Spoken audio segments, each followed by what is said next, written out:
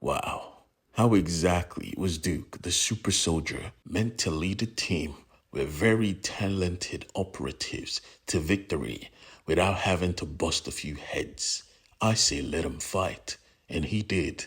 Oh boy, he did. Welcome back to my YouTube channel. My name is William, and this is G.I. Joe, the 2024 to 2025 run of the new Energon Universe. If you want to get into this, go check out my playlist. Now, let us begin, because Clutch is in enemy territory, and he doesn't know what the hell he's supposed to be doing. Thankfully, he was smart enough to put his helmet back on. Getting in was the easy part. Sending a message out was going to be hard. He was looking for a terminal to send a message to his team, but this place was massive. Cobra's operation was bigger than everyone ever thought.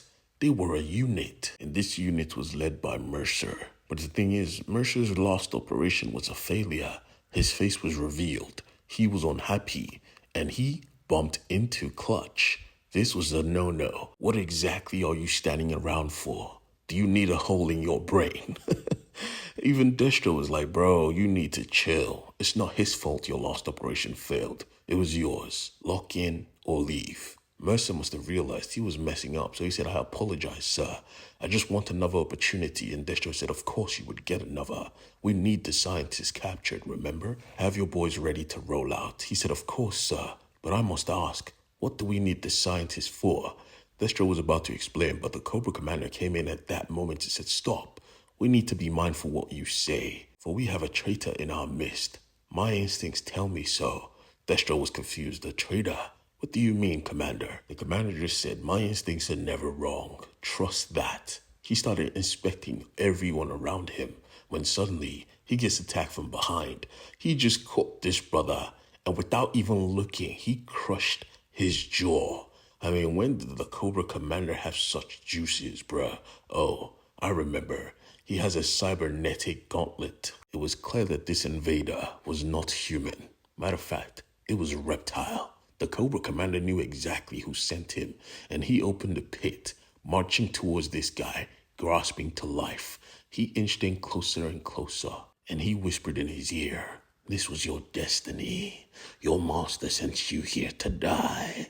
Now die. Like literal trash, he fell into the pit that was filled with cybernetic snakes, and they ate him alive. Everyone was forced to listen to this feast go down. Even Clutch couldn't handle it. He ran off.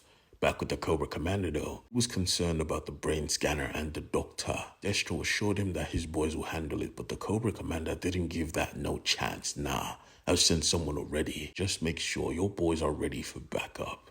Now, during all of this, where was the G.I. Joe? Well, they were settling things like barbarians. The Baroness and General Hawk were just watching Duke and the new recruits just wail on each other. She asked him straight up, why are you not stopping them? The general just says, yeah, this needs to happen. Just let it play out. And they fought. They fought like actual madmen, like people trying to kill each other. She says, is this what you Americans call team bonding? We know it as Mortal Kombat. Duke and Risk were going at it. He tossed Risk across the room and said, stand down, soldier. You are not on my team. Risk laughed. You call this a team? Your last mission was a failure, as he wore his shock gauntlets. Don't get winded now, old man. Let me teach you a lesson. He was about to beat Duke down when a knife came and planted itself in between both of them. Jesus Christ. It was Stalker, and he was badly hurt. What the fuck are you guys doing? Do you think this is a playground? Duke tried to defend himself. He insulted Stalker, stopped him right there. Shut the fuck up. You're supposed to be a leader. You're men. Shake hands and end this. As they locked eyes, they both knew they were being stupid, so they ended it. Just then and there. Stalker said, good. Now, I'm going to go rest, because I am fucked up. I told you this brother was cool. Anyways, now that everyone was settled, they started the investigation because this gun was not of this world. The cannon was too big for any old laser bullet to fly through. It needed a battery to power a whole freaking building. Duke was not even surprised. This type of technology, only one man could put it together, Destro. And I saw his boy when we fought. I recognized him, and they were all wearing this this is a problem. There is something cooking underneath the surface, and we are in the dark. But just then, they were about to be brought into the light because CoverGirl had good news. She got a message from Clutch, a supposed dead man. He gave them everything they needed to know about their current mission Cobra was heading on, the brain machine, and the doctor. Now that they knew where to strike. They knew where to be. The only problem was, General Hulk already knew this doctor, and he knew exactly where he was. He was in U.S. custody.